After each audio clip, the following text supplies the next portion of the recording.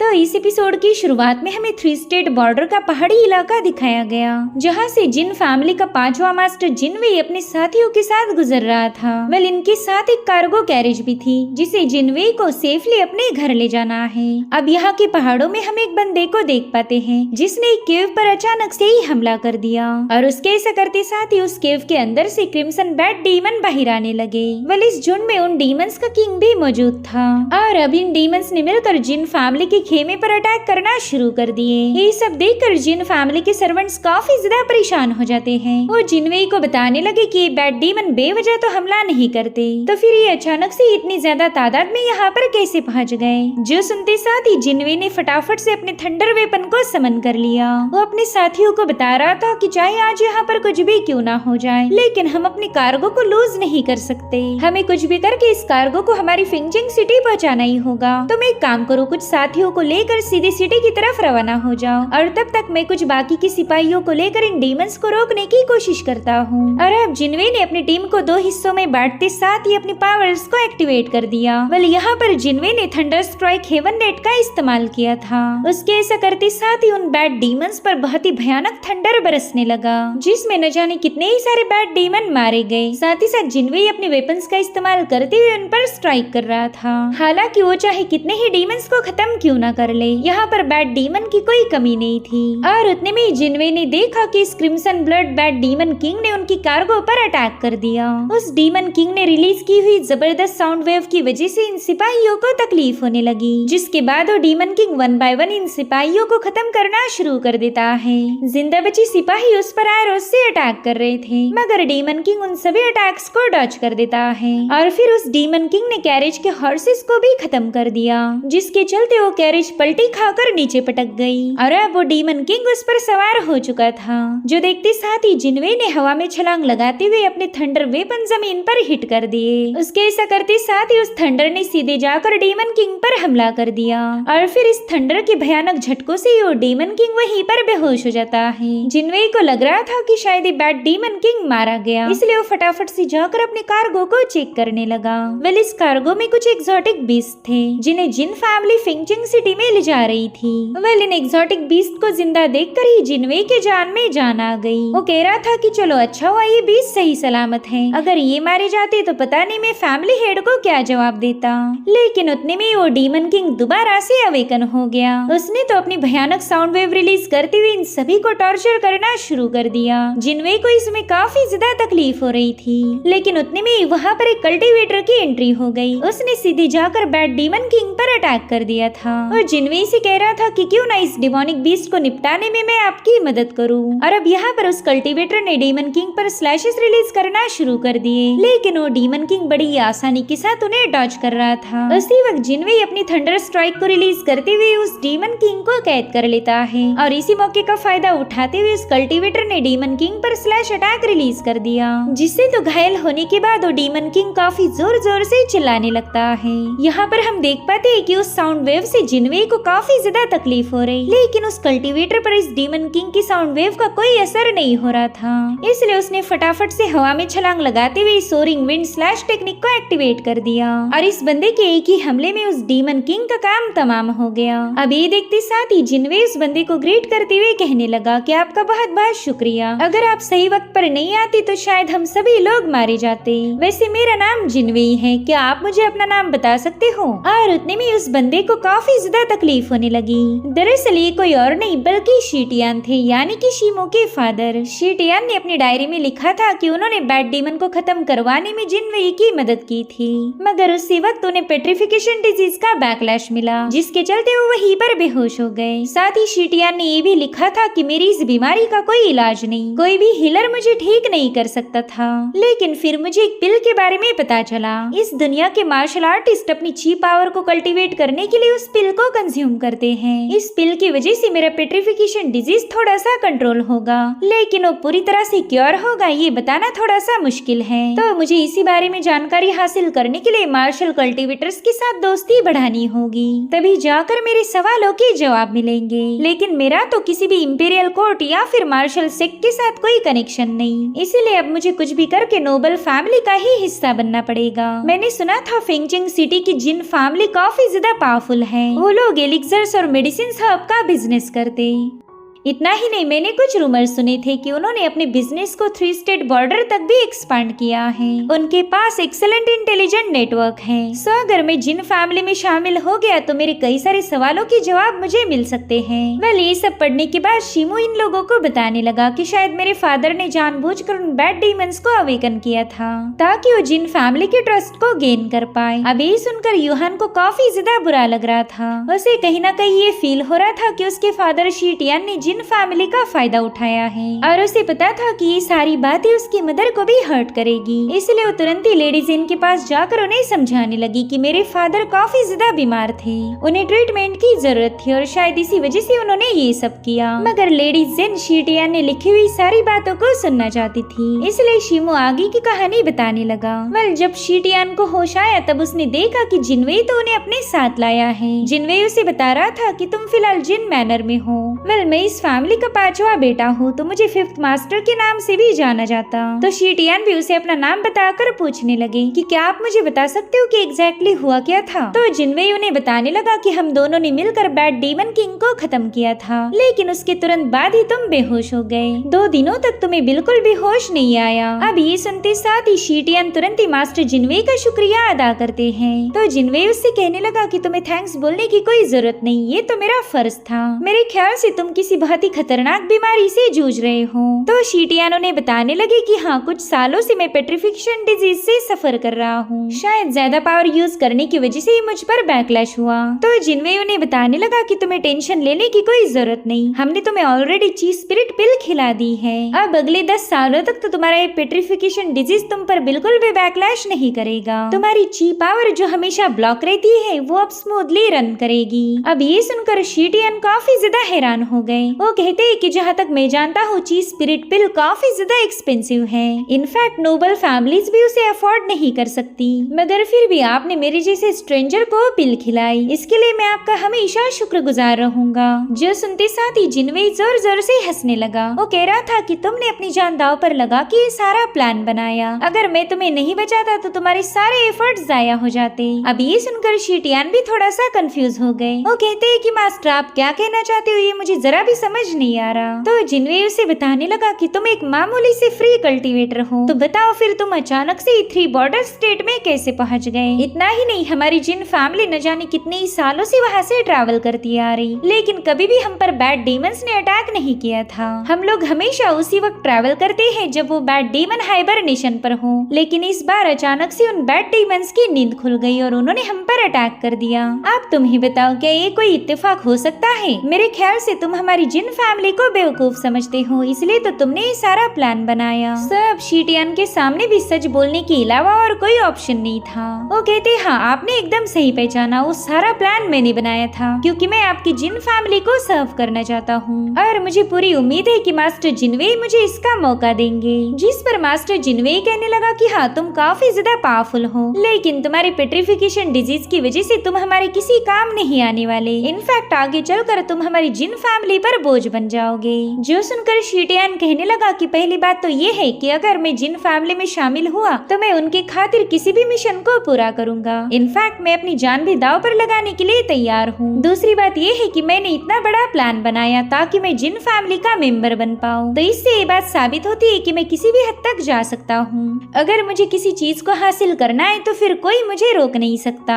तीसरी बात ये है कि मेरी कंडीशन ही इतनी ज्यादा खराब होगी कि मैं जिन फैमिली के साथ धोखा नहीं कर सकता। और अब सबसे आखिर यानी कि चौथी बात तो ये है कि अगर जिन फैमिली को मुझ में इंटरेस्ट था ही नहीं तो फिर उन्होंने इतनी एक्सपेंसिव चीज स्पिरिट पिल मुझे क्यों खिलाई? आप तो मेरी हकीकत जानते थे, फिर आपने अपनी पिल का नुकसान क्यों किया? जो सुनकर जिनवेई इम्प्रेस होते हुए कहने लगा कि तुम काफी ज्यादा हिम्मत वाले हो। तो चलो अब मुझे बताओ कि तुम्हें हमारी जिन फैमिली से क्या चाहिए? जिस पर शी टियान कहने लगे कि मैं जानता हूँ आपकी जिन फैमिली मेडिसिनल हब और एलिक्सर की डील करती है। आपकी फैमिली ने अपने इस बिजनेस को काफी अच्छे अच्छे से एक्सपैंड किया है। तो मैं बस आपकी फैमिली के रिसोर्सेज का इस्तेमाल करके मेरी पेट्रिफिकेशन डिजीज को क्योर करने का सोल्यूशन ढूंढना चाहता हूँ और इसके बदले में मैं जिन फैमिली का कोई भी मिशन पूरा करने के लिए तैयार हूँ। सो यहाँ पर जिनवे को एक ऐसा बंदा मिला था जो अपनी जान बचाने के लिए किसी भी हद तक जा सकता है, यानी कि जिन फैमिली इसे जैसे चाहे वैसे इस्तेमाल कर सकती है। अब शीटियान ने अपनी डायरी में आगे ये बताया था कि मेरे इस पेट्रिफिकेशन डिजीज ने अपने एक यूनिक सी ब्लड लाइन को क्रिएट किया था।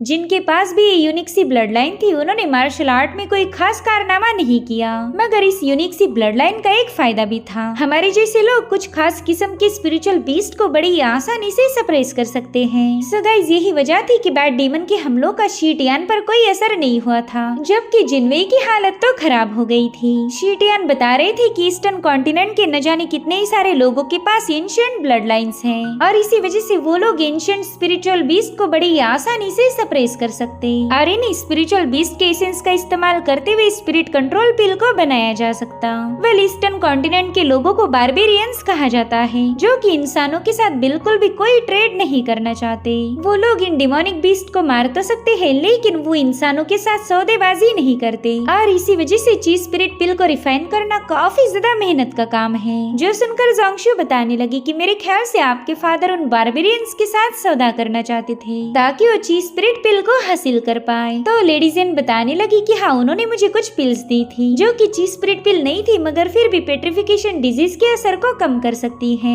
अब वो पिल्स उनके पास कहाँ से आई ये तो मैं भी नहीं जानती। और उतने में उन्हें इस डायरी में एक नक्शा मिल गया। जोंगशू कहने लगी कि ये तो ईस्टर्न कॉन्टिनेंट का मैप है। वेल, ये टेरिटरी बारबेरियंस के अंडर आती है। और उतने में इशिमो अपने फादर का एक और किस्सा पढ़ के सुनाने लगा, जिसमें शीटियान लिखते हैं कि उस दिन हमारा एक बहुत ही खतरनाक पाइथन से मुकाबला हुआ। वो पाइथन इतना ज्यादा खतरनाक था कि उसने मेरे सभी साथियों को मार दिया। उस दिन बारबेरियन गाइड यांची भी हमारे साथ था। वो भी उस पाइथन के हाथों बुरी तरह से घायल हो गया। उस दिन मैंने अकेले ही उस पाइथन का मुकाबला किया। भले ही मैं अपने साथियों को बचा नहीं पाया, मगर यांची को मैंने बचा लिया। उसी दिन मैंने यांची को अपनी पेट्रिफिकेशन डिजीज के बारे में बता दिया था। तो यांची ने किसी एंसेस्ट्रल एप ब्लड का जिक्र किया। बारबेरियन की ये बीमारी पेट्रिफिकेशन डिजीज से सिमिलर थी, मगर जब वो लोग सीक्रेट रैल्म में गए तब उनकी वो बीमारी दूर हो गई। साथ ही साथ उनकी स्पेशल एबिलिटीज अवेकन होकर वो लोग इनेट रैल्म पर असेंड हो गए। सो अगर बारबेरियन के पास उस बीमारी का इलाज था तो वो लोग मेरे पेट्रिफिकेशन डिजीज को भी ठीक कर सकते थे। यांची ने मुझसे कहा कि मैंने उसकी जान बचाकर उस पर एहसान किया है तो वो भी मेरी मदद करेगा। अब ये सुनकर तो यूहान काफी ज्यादा खुश हो गई। वो कहने लगी कि इसका मतलब तो ये हुआ कि बारबेरियंस के पास पेट्रिफिकेशन डिजीज का इलाज है। हालांकि लेडीजेन बता रही थी कि बारबेरियन नेशन में मौजूद सीक्रेट रैल्म काफी ज्यादा खतरनाक है। इतना ही नहीं, वहाँ पर मल्टीपल सीक्रेट रैल्म्स हैं, तो हमें नहीं पता कि कौन से रैल्म में जाकर हमें वो क्योर मिलेगा। तो जोंगशू कहती है कि मेरे ख्याल से हमने बारबेरियन के इलाके में जाना चाहिए, वहीं से हमें सीक्रेट रैल्म का पता मिलेगा। और उतने में यूहान ने ड्रॉअर में रखा हुआ एक तोहफा बाहर निकाल लिया। वो कह रही थी कि बारबेरियन नेशन के लोगों ने ये मेरे फादर को गिफ्ट किया था। इसे दिखाने के बाद बारबेरियन नेशन के लोग हमें परेशान नहीं करेंगे। मगर लेडीजेन कहती है कि यहाँ से बॉर्डर को क्रॉस करना ही काफी ज्यादा मुश्किल होगा, और अगर हमने जैसे तैसे बॉर्डर को क्रॉस भी किया तो यांची को ढूंढना मुश्किल हो जाएगा। ये तो भूसे के ढेर में सुई को ढूंढने जैसा मुश्किल है। यूहान कहती कि शायद आखिरी बार मेरे फादर उसी सीक्रेट रैल्म की तलाश में गए होंगे और वहाँ पर ही कुछ ऐसा हुआ जिससे मेरे फादर की मौत हो गई। अब यहाँ पर लेडीजेन काफी ज्यादा मायूस थी। वो कहती है कि आज का दिन हमारे लिए काफी ज्यादा फायदेमंद साबित हुआ। पहला तो हमें बारबेरियन नेशंस के बारे में कोई आइडिया नहीं थी, लेकिन अब हमें एक दिशा मिल चुकी है। सो अब हमें काफी सोच समझकर एक बेहतरीन सा प्लान बनाना होगा। मेरे ख्याल से आज के लिए इतना काफी हो गया, अब हमने वापस जाना चाहिए। जिसके बाद ये तीनों बंदियां वहाँ से निकल पड़ी, लेकिन शिमो इसी चेम्बर में रुकना चाहता था। वो कहता है कि यहाँ की दीवारों पर कई सारी हीलिंग मेथड लिखी गई है, तो मैं उनकी स्टडी करूंगा। इसलिए ये लोग वहाँ से रवाना हो गए, लेकिन लेडी जेन वहाँ पर रुक गई थी। वो शिमो से पूछती है कि क्या तुम्हारे फादर ने अपनी डायरी में कहीं पर भी मेरा जिक्र किया था। शिमो भी मायूस होकर उसे ना में जवाब देता है। दरअसल लेडी जेन को उम्मीद थी कि शीटियान उनके बारे में कुछ तो जरूर लिखेंगे, क्योंकि उन्होंने हमेशा ही शीटियान से सच्चा प्यार किया। लेकिन शीटियान का दिल तो कहीं और था। जब शिमो ने उन्हें ना में जवाब दिया तब वो मायूस होकर वहाँ से चली गई। यहाँ पर शिमो को भी अपनी मदर के लिए काफी ज्यादा बुरा लग रहा था। अब ये सीन यहीं पर कट होकर हमें सीधे अगले दिन की कहानी दिखाई गई, जहाँ पर हुआ जुआन से मिलने के लिए एक शराब खाने पर पहुँच गया था। उससे से कहता है मेरे भाई जुआन अकेले शराब पीना तो काफी ज्यादा बोरिंग है, तो क्यों ना मैं भी तुम्हें ज्वाइन करूँ। तो जुआन उससे कहता है कि मैं काफी ज्यादा परेशान हूँ, मुझे बस अब एक ही बात समझ आई, जिन फैमिली में एक तो शिमू रहेगा या फिर मैं रहूंगा। तो हुआ उसे उकसाने के लिए कहने लगा कि मेरे भाई उस शिमू से पंगे लेना छोड़ दो, वो तो हमारी फेंगचिंग सिटी का नंबर 1 मार्शल आर्टिस्ट बन चुका है। जो सुनते साथ ही जुआन हंसते हुए कह रहा था कि शिमू तो बस एक लूजर है, उसकी ब्लड लाइन में तो कोई दम नहीं, आज न कल हमारी जिन फैमिली उसे अबैंडन कर देगी। भाई हुआ मैंने तो पूरे दिल से फैसला लिया है कि मैं उस शिमू को खत्म कर दूंगा। अब ये सीन यही पर कट होकर हम शिमू को देख पाते जो अभी भी अपने फादर की केव में था। उसने वहाँ मौजूद हर एक हीलिंग मेथड को चेक किया, लेकिन कोई भी मेथड कुछ खास पावरफुल नहीं थी। वो कहता है कि उस दिन सपने में मुझे व्हाइट एप ने एक ब्रीदिंग टेक्निक सिखाई थी, उसकी मदद से मैं अपने बैकलैश को सप्रेस कर सकता हूँ। साथ ही साथ हाल ही में मैंने अपने ब्लड और ची पावर को सर्ज होते हुए महसूस किया है। मेरे ख्याल से मैं अब ची सेंसिंग को समझने के काफी ज्यादा करीब हूँ। और अब यहाँ पर शिमू ने एक एलिक्सर कंटेनर को बाहर निकाल लिया। शिमू कह रहा था कि ये जगह तो काफी ज्यादा शांत है, तो क्यों ना यहीं पर बैठकर कल्टीवेट किया जाए। मगर तभी वहाँ रखी हुई कल्टीवेशन मैट पर शिमू को कुछ लेटर्स मिले जो कि शीटियान ने छुपा के रखे थे। तो शिमू फटाफट से जाकर उन लेटर्स को पढ़ने लगा। उसमें से एक लेटर तो शिमू के लिए था और बाकी के 2 लेटर्स शीटियान की दोनों बीवियों के लिए थे। तो शिमू ने फटाफट से पहले अपने नाम का लेटर ओपन किया, जिसमें शीटियान बताती है कि जिन फैमिली को तुम्हारे और तुम्हारी मदर के बारे में पता चल गया, वो लोग मुझे बिल्कुल भी तुमसे मिलने नहीं दे रहे। साथ ही साथ उन्हें पता है कि तुम्हारी मदर बीमार है, तो उन्होंने जानबूझकर मेडिसिन के सप्लाई को भी कंट्रोल किया। इनफैक्ट इन लोगों ने हमेशा मुझ पर भी नजर रखी। ये लोग नहीं चाहते कि मैं तुम्हारे पास आ पाऊँ। मैं यहाँ से भागना चाहता था, लेकिन जिन फैमिली ने एक एक्सपर्ट को हायर किया, वो तो बस दिन रात मेरी हर एक मूवमेंट पर नजर रखता है और मैं इतना ज्यादा ताकतवर नहीं हूँ कि उसका मुकाबला कर सकूँ। मेरी इस बीमारी की वजह से तो मैं अभी तक अर्ली पोस्ट नेटल स्टेज पर भी नहीं पहुंच पाया। मुझे डर लगता है कि कहीं ये बंदा तुम्हें और तुम्हारी मदर को नुकसान न पहुंचाए। खैर मैं जल्दी एक मास्टर को शिकवान विलेज भेज दूंगा, जिसके साथ तुम मार्शल आर्ट की प्रैक्टिस कर सकते हो। वेल इस लेटर को पढ़ते साथ ही शिमू समझ गया कि जिस बंदे ने उसकी जैंग फैमिली को खत्म किया था, वो तो जिन फैमिली का ही भेजा हुआ असासिन है। शिमू कहता है कि शायद जिन फैमिली ये जान गई थी कि मेरे फादर उनसे दूर जाना चाहते, इसलिए तो उन्होंने उस असासिन को भेजकर मुझे खत्म करने की कोशिश की। जिसके बाद शिमू ने लेडी जेन के लेटर को भी ओपन कर दिया।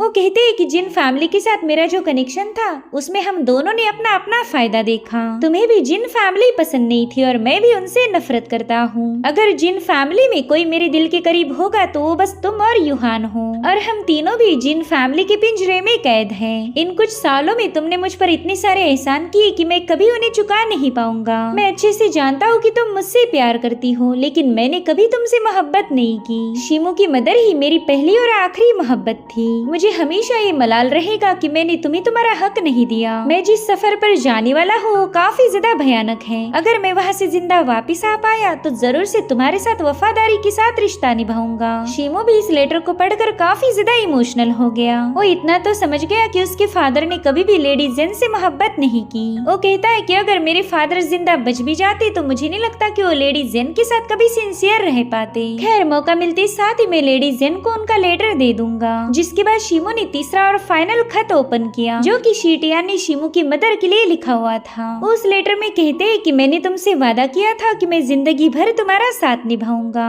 मगर किस्मत ने हमारे साथ धोखेबाजी की। मैं अपनी इस बीमारी के क्योर में इधर उधर भटकता रहा और तुम हमेशा मेरी यादों में तड़पती रही। मैं जानता हूँ तुमने मुझे याद करके ही अपनी आखिरी सांस ली होगी, और उस वक्त तक भी मैं तुम्हारे पास नहीं आ पाया। शायद तुम मुझसे खफा हो, इसलिए तो तुम सपने में भी कभी मुझसे मिलने नहीं आती। मैं दुआ करूंगा कि अगले जन्म में हमारी दोबारा से मुलाकात हो और उस वक्त तुम्हें मेरी वजह से कभी कोई तकलीफ नहीं होगी।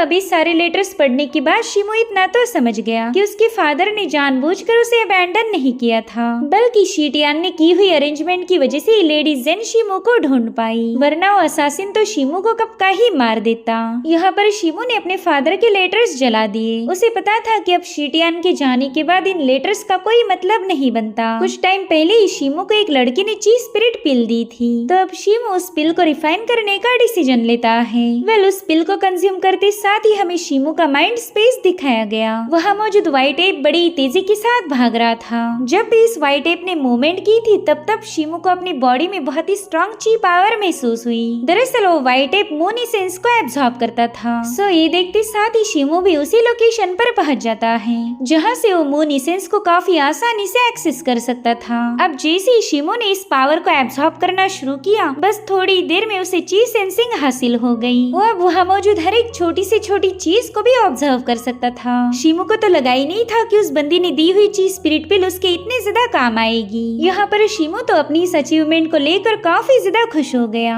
अब उसका बस एक ही मिशन है, अपनी पेट्रिफिकेशन डिजीज को जड़ से खत्म कर देना। हो सकता है कि 3 बॉर्डर स्टेट के बारबेरियन नेशन में उसे इसका जवाब मिल जाए। और इसी के साथ एपिसोड यहीं पर एंड हो जाता है। Thank you so much for watching. Bye bye, take care.